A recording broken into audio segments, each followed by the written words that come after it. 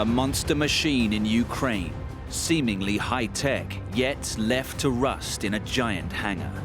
And you see a wing structure, part of a fuselage, and then looming over all of it is this absolutely enormous aircraft. A ghostly facility sprawling across northern Indiana, displaying strange features. So we've got slides coming out of these buildings, and those are not there for fun.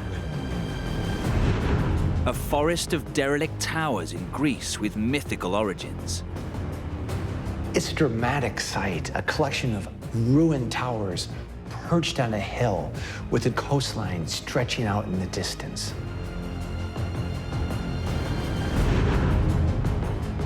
And a collection of ruined constructions strategically perched on the edge of a Scottish loch. This is such a peaceful location. But these concrete structures, they evoke a time when this loch was transformed into an area of action and frantic activity.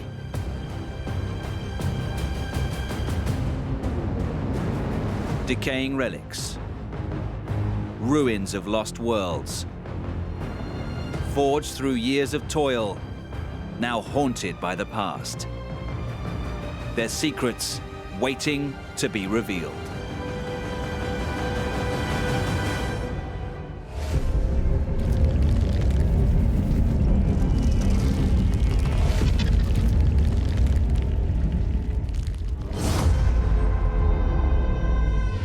Ukraine, Eastern Europe.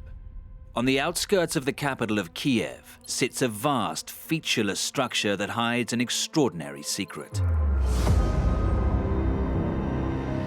We're in a kind of industrial suburb, and you come into this very abandoned, derelict area with weeds growing through the pavement. On the edge of this thing, you see this one enormous building. The first thing that strikes you is that it has these massive, massive doors, over 100 feet high. So whatever this building's intended for was clearly some kind of supersized structure. When you see anything that's unusual or just beyond your normal expectation in scale, you're drawn to it. You want to know what lies behind those doors. Inside, old machinery that lines the cavernous interior provides a clue as to what was manufactured within. It's kind of like a crypt for ancient aircraft, in pieces mostly. You see different parts laying around that haven't been connected yet. Dwarfing the aircraft stored there is one massive fuselage of an aeroplane. It is huge. It towers above everything else, and it dominates the space. We know that there's a link between this mammoth aircraft and the Cold War, but just looking at the plane, the link isn't clear. What's the story behind this? Why did it get so far on such a massive scale and then not complete the job?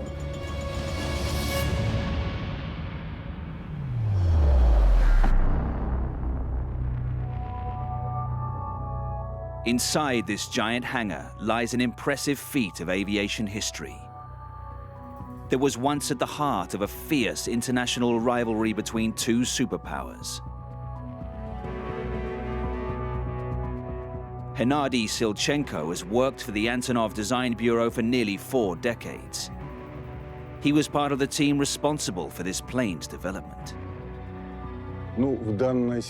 As to where we are now, I can say that we are standing in one of the warehouses of our company, which is used for conservation and storage.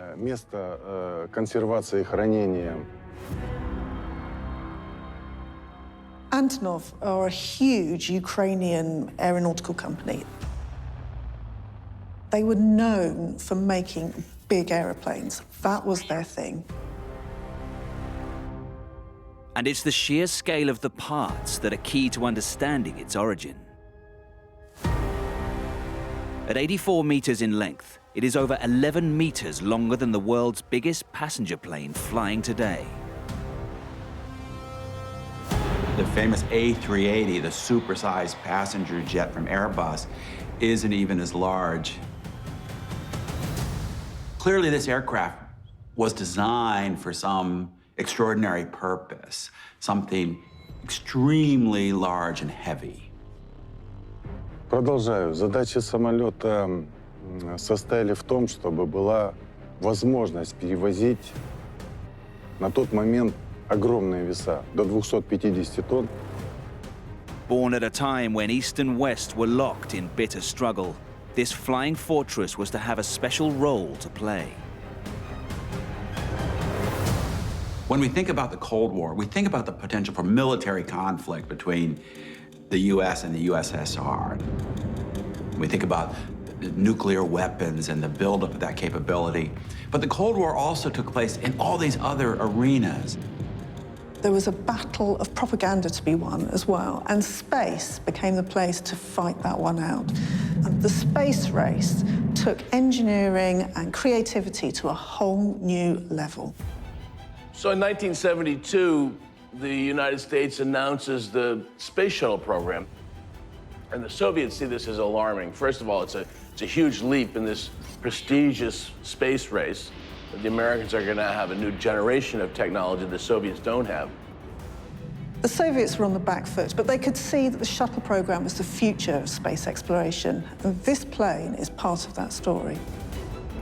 This is the Antonov AN-225, the world's largest model of aircraft.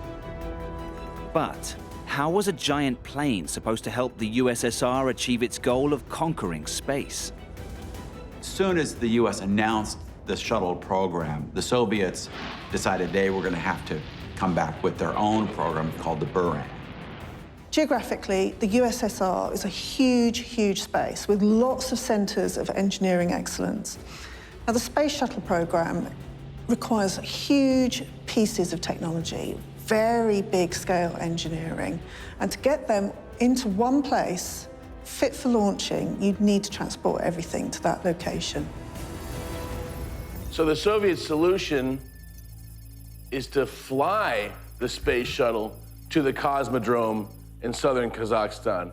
And yet, there is no aircraft big enough to carry a space shuttle. Постройка, изготовление и самолета, который бы смог решить The эти engineers задачи, knew that the construction of an aircraft that could solve those issues would, without doubt, elevate the aviation industry of not only a Soviet state, but of the entire world. Всю авиацию мировую совершенно на другие высоты, на другие задачи. With an epic challenge ahead of them, the Antonov team got to work. Just 3 years after the idea for this model of aircraft was conceived, the monstrous AN-225 finally took to the skies, with a shuttle on its back.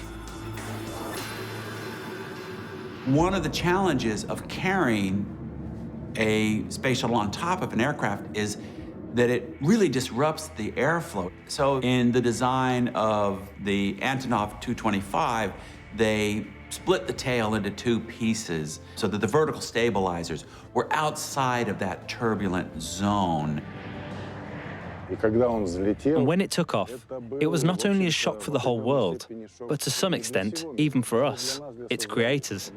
Such a plane in the air is still fantastic to witness. And it was striking because in 1989, to kind of announce this great technological breakthrough to the world, they send the AN-225 to the Paris Air Show. And everybody who sees it is just blown away by the sheer scale of this aircraft.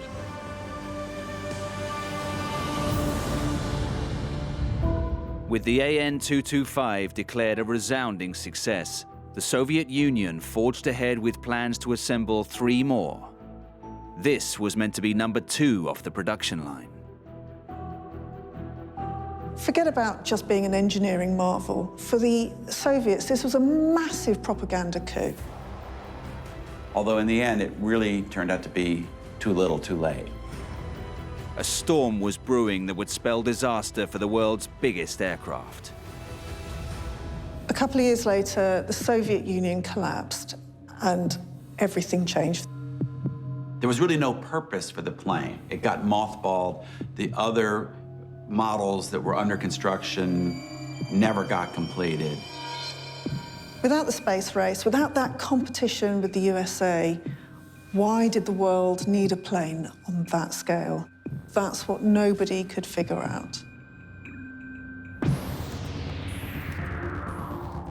Yet that wasn't the end of its story. Pilot Dmytro Antonov is one of the few men to have flown this winged Leviathan. AN-225 was brought back to life in 2001.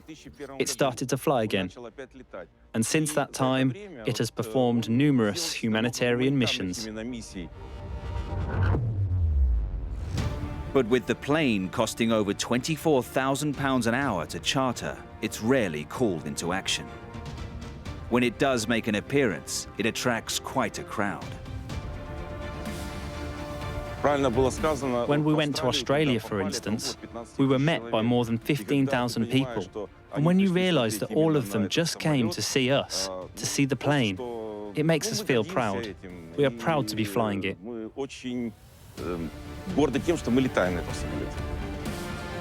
What puts this on the must-see list is that it actually holds 240 world records, including carrying the world's heaviest commercial cargo and the world's heaviest single object.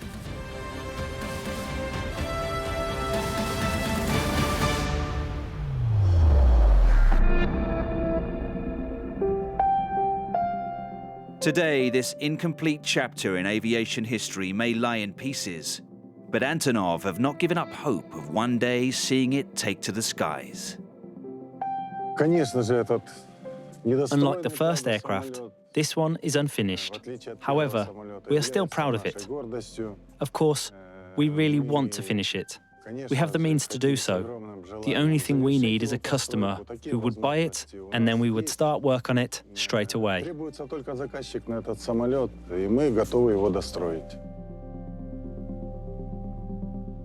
And it's getting another look by powers like China as a possible entree into the space race for themselves. So, you know, potentially there is still even a bright future.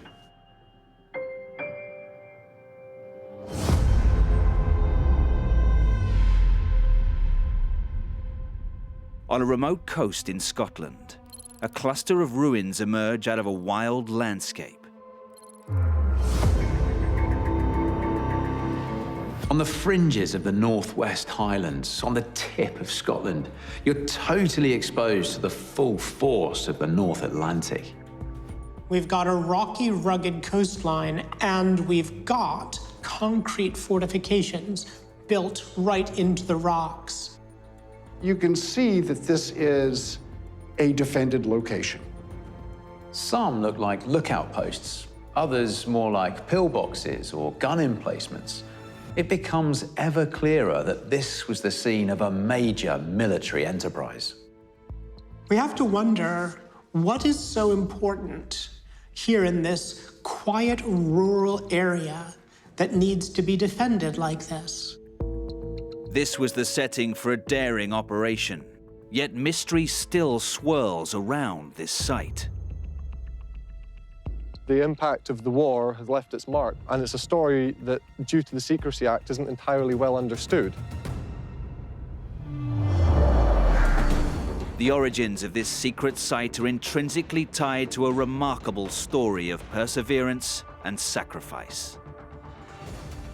When we look at the way these reinforced concrete emplacements are designed and built, it's very clearly mid-20th century. It's Second World War era stuff. And yet, when we think about Second World War in the British Isles, we think about defending London from a Nazi invasion. Were the Allies expecting Hitler to mount a UK attack from the north? Or is there another reason for fortifying so heavily this remote region of the British Isles? This is a part of Scotland that was facing away from the Nazis. Why would we build fortifications that face away from the threat? This area has a sparse population.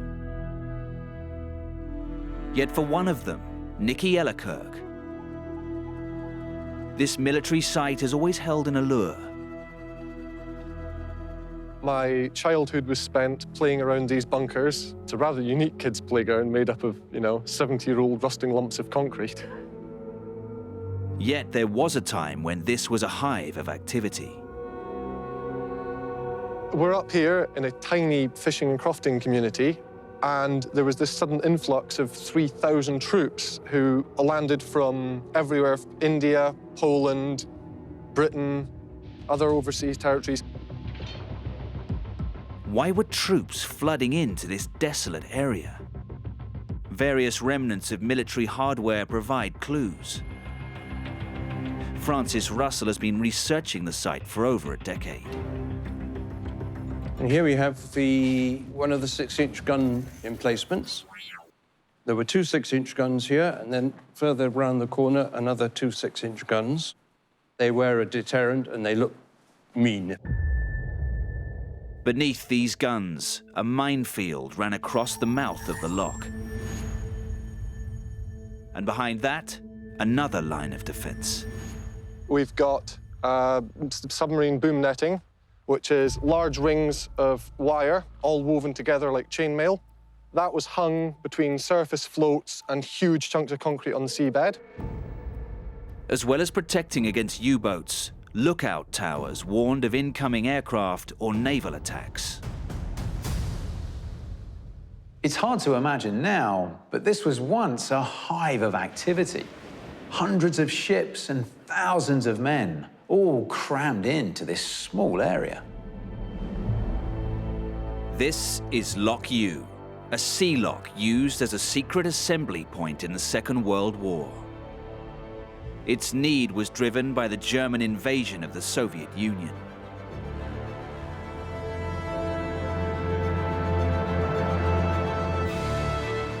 When the Germans attack Russia on June 22nd, 1941, they sweep initially almost literally to the gates of Moscow.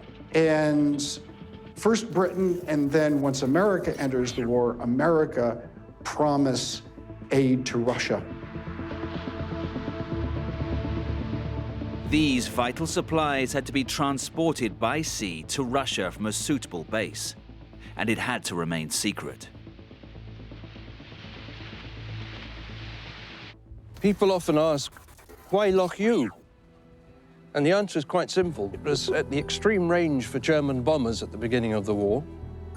It's got a narrow entrance, which makes it easier to protect. It's deep, up to 240 feet, and it's wide, and it's a safe anchorage. Loch U is a different kind of loch. It's a narrow inlet of the sea. It's salt water, it is exposed to the elements, but it's a really clever place to tuck away a big naval operation until you're ready to let it loose on the world. By February 1942, Loch U was fully operational as a base for the Arctic convoys, with its first convoy sailing that same month.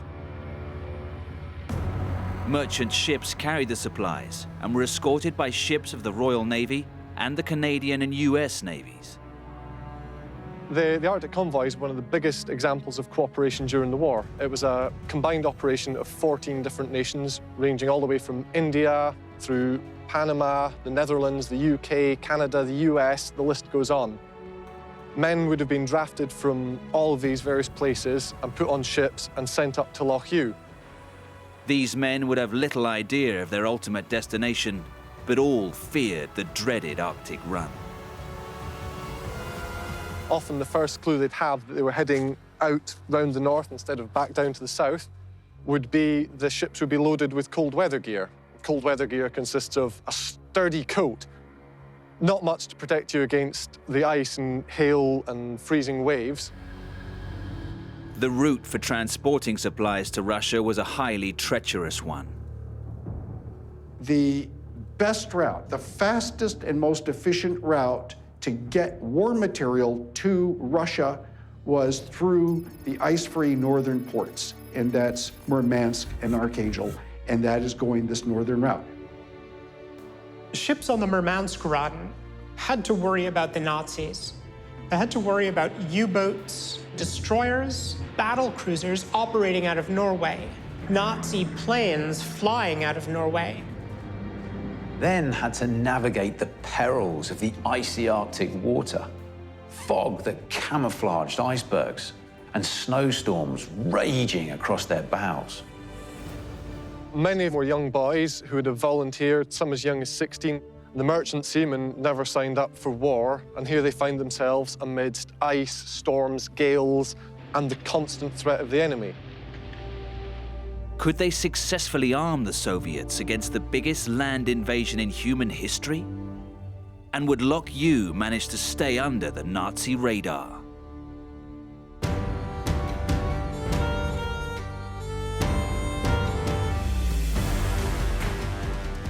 Ships that arrived in Loch U had to pass an examination vessel, and then once through the boom net, which was for protecting against enemy subs, they were allocated a place to anchor.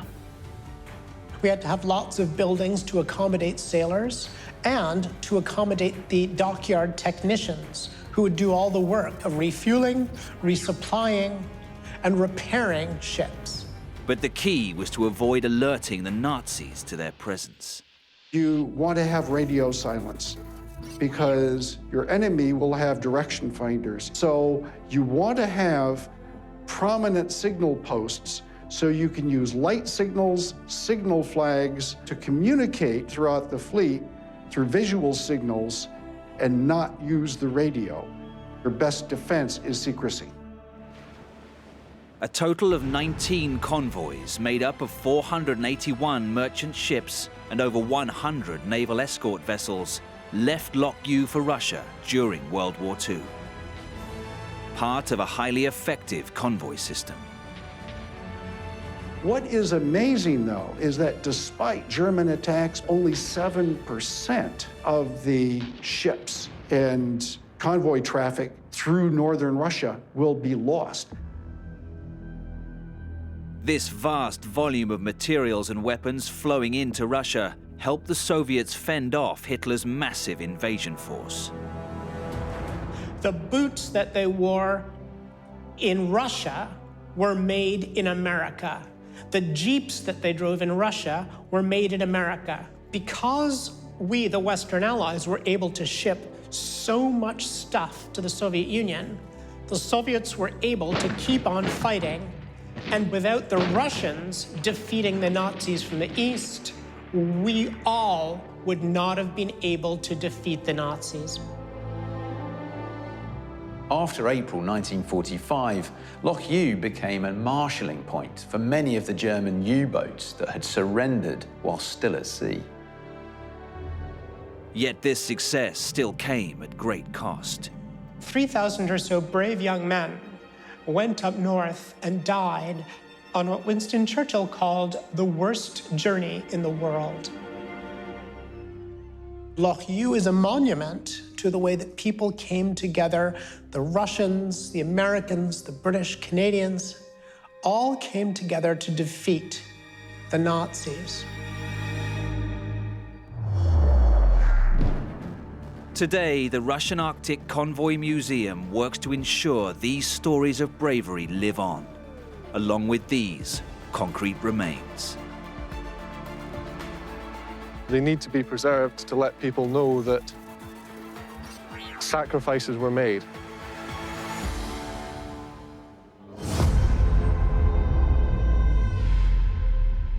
In the open countryside of North Indiana lies a sprawling network of overgrown structures that hide a secret past.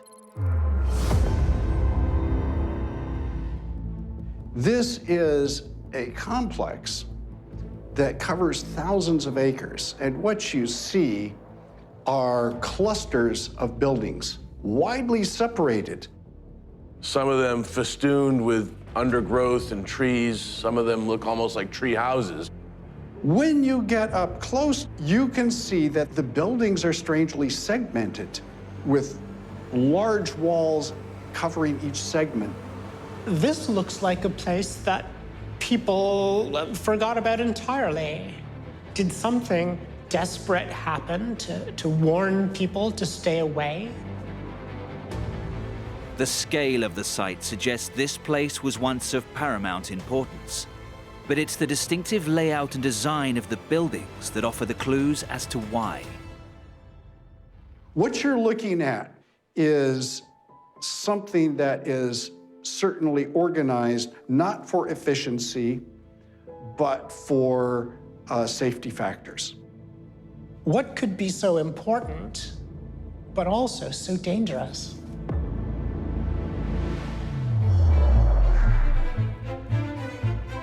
Overgrown and abandoned today, this place was once filled with workers. Amongst them in the 1950s was Fern Eddy Schultz, who was employed here as a secretary. Much of the work she did was highly confidential. The saying here was, what you see here and what you hear here, you let it stay here. We weren't at liberty to go out and tell anybody a lot of the things that we saw go on. It's no accident that this site was built out here in rural Indiana. But secrecy wasn't the only reason. If you're going to build a factory to make Jeeps, you'll do it in Detroit because that's where the workforce is, that's where the facilities are. If you're going to build things that go bang, you don't want to do it in the middle of a city. Hidden in the woods are clues to what this place was. Look at the way escape slides have been located around the place. Those are not there for fun. This is not a playground. The chutes were for the safety of the employees in the event there was what we call a blow.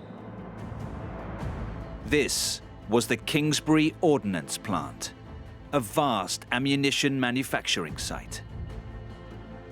On the 7th of December 1941, Japan attacked the naval base at Pearl Harbor, and the US soon entered the Second World War. Sites like this were desperately needed, but getting a place like Kingsbury built and up to speed would take months, if not years. To successfully fight a major war in Europe and the Pacific, you needed ammunition. The US government goes to a place in Indiana that's right on the railway.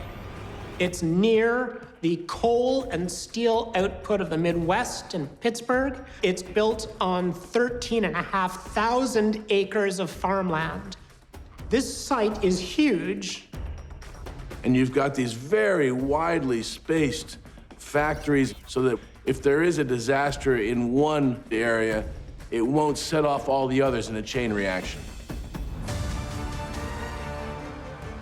The site also included ammunition storage, barracks, laboratories, offices, and testing facilities, all linked together by miles of rail tracks.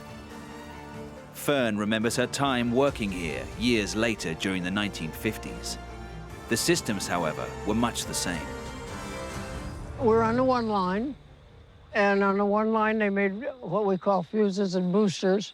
The fuses were part of something that set the ammunition off when it was fired. The booster boosted the capacity of the fuse. The final product on the 2 line was the 20-millimeter shell, and on the 3 line was the 30-millimeter, and so on down the line to the 5 line. Separating the facilities wasn't the only safety measure taken, because the work being carried out inside these buildings also dictated how they were built. The main thing that they're producing here is smokeless powder. And it's a process uses a lot of different acids. It's a very dangerous process to do. You see, the interior walls are really solid, and then the exterior walls and the roofs are relatively thinly built of light steel, glass, plastic, and that's so that if there's an accident, the interior wall will be so strong that it will direct the blast toward the weaker areas away from the very valuable machinery, and also the manpower. But with the US suddenly embroiled in war in the Pacific and in Europe, how would such a vast site be made ready in time? In December 1941, the US entered the Second World War. While the attack on Pearl Harbor had come as a sudden, tragic surprise, the military had been preparing to enter the war for some time, and sites like the Kingsbury Ordnance plant had actually been operational for months. You see, the story begins long before the Americans go to war in Pearl Harbor. The United States, although not willing to actively jump into World War II, saw the danger of a possible Nazi victory and began a massive rearmament program. As early as the summer of 1941, Kingsbury had been shipping out munitions to Europe to aid the Allies. From here, its importance would only increase. This place, Kingsbury Ordnance plant, was an absolutely critical piece of the US war machine in World War II. At its height, in a single day, Kingsbury produced 180,000 point-detonating fuses, over 46,000 40mm shells, and 500,000 rounds of 20mm ammunition. But to achieve this staggering output level, it needed workers, something that was hard to find in rural Indiana. They purpose-built a neighborhood here, Kingsford Heights, to house people because there was nobody here. In all, close to 21,000 people worked at the site. In amongst them were a great number of women, both breaking down old social conventions and doing their part for the war effort. They are working full shifts, double shifts in factories. And that changes not only the way others see them, but it changes the way they see themselves. But despite the progress, the workforce faced numerous dangers and ailments that could last a lifetime. People are being exposed to toxic chemicals. People are getting burns from flammables. And in some cases, people are displaying really worrying symptoms. Employees were forced to wear these powder suits. They had to remove all jewelry, anything that might cause static electricity, any kind of friction that could create a spark that would set off some kind of a conflagration inside the munitions plant or any of its buildings. In the powder blending areas, people actually turned orange from handling the material. When the Second World War ended, the plant went into standby before being called back into action for the Korean War. Finally, in 1960, it closed for good.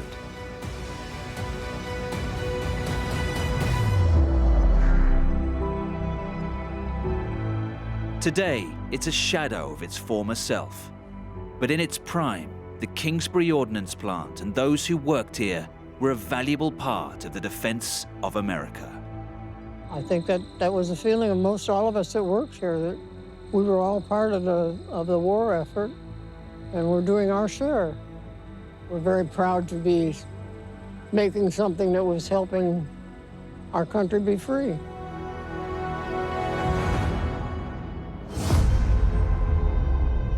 In southern Greece is a barren land that time forgot. In what's known as the Deep Mani, a craggy headland juts out into the Mediterranean Sea. This is an inhospitable landscape, and even today, few tourists actually venture this far south. Near the end of this dramatic peninsula, in what appears almost like mountainous desert, you catch a glimpse of these ruins. You have the perfect vantage looking out to sea and down the coast. These towers look almost military rather than civilian. They kind of blend into the landscape, but they are defensive, they are proud, and they are there to be seen. These constructions have become synonymous with the Maniots, a great warrior people still revered by Greeks today. Part of the mystery of the area to me is, well, who were these warfaring Maniots? You know, where did they come from? Some believe they descend from the Spartans, and thus they have this kind of mythical invincibility in Greek culture. Over the centuries, the Maniots developed a reputation as fearsome fighters. How did they garner this reputation? And how do these now battered towers fit into that story?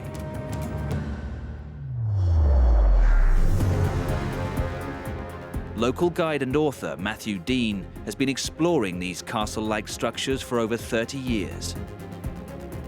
You just have to walk around these ruined towers and imagine, what was it like 100 years ago, 200 years ago? It's a place for those who like using their imagination rather than seeing something directly for what it is now. So if we look at the towers themselves, the first thing that strikes you is just how tall they are. 3 or 4 stories high. Why? Defense. From there, you get a great view over potential threats arriving by sea.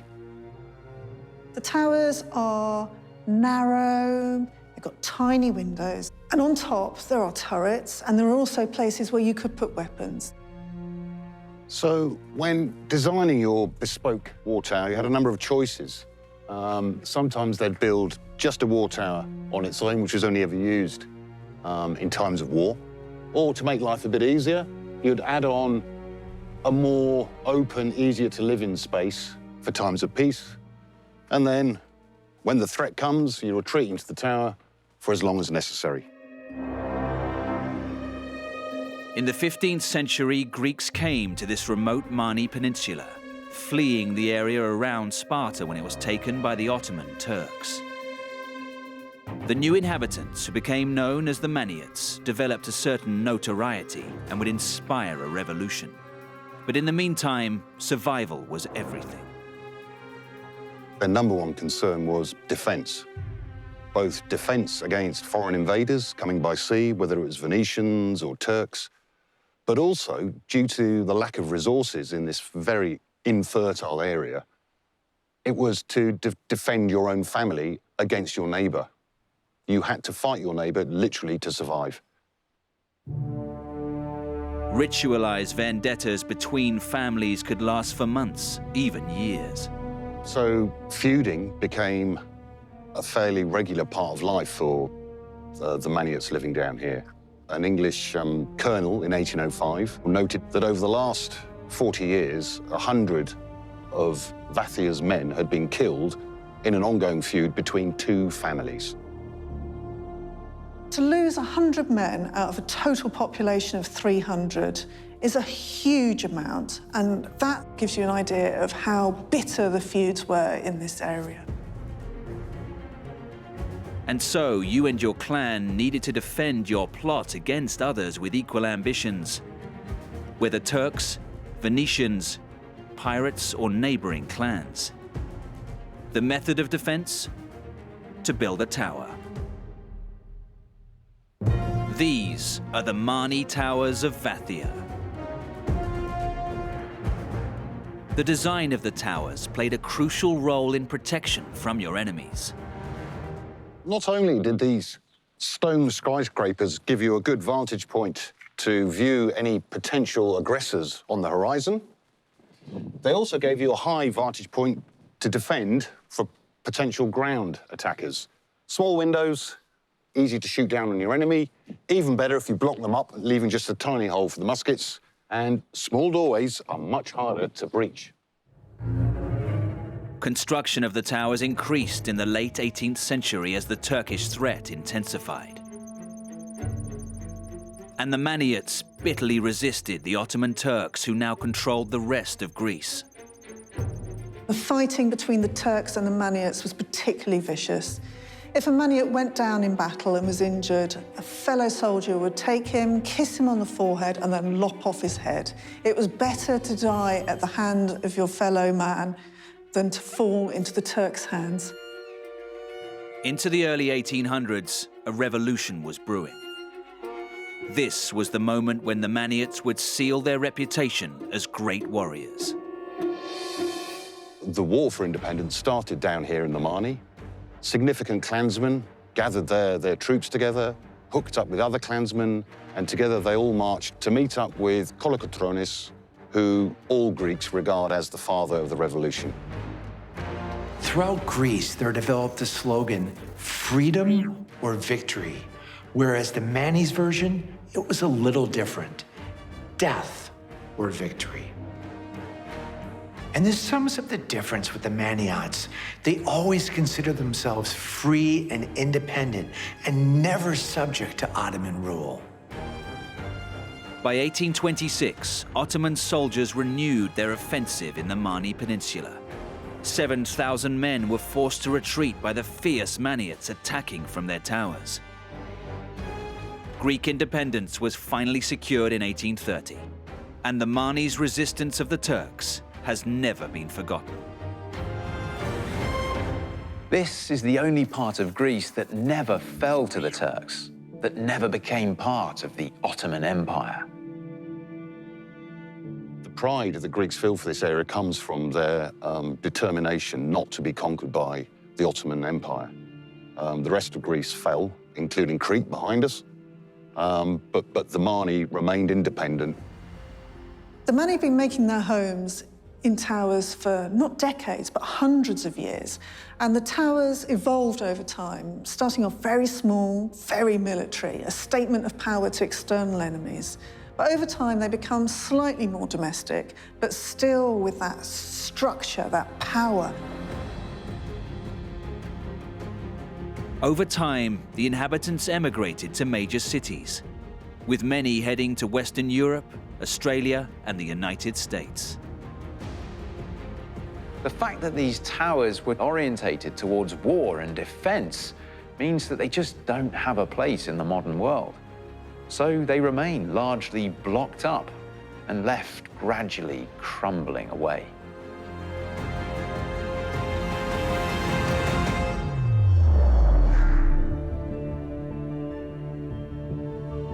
I think it's important that the Vathia remains preserved because it's a very clear indication of past times where life was difficult, life was violent, and yet within such dire circumstances, there was still a fierce pride and almost a sense of nobility of being a member of that society.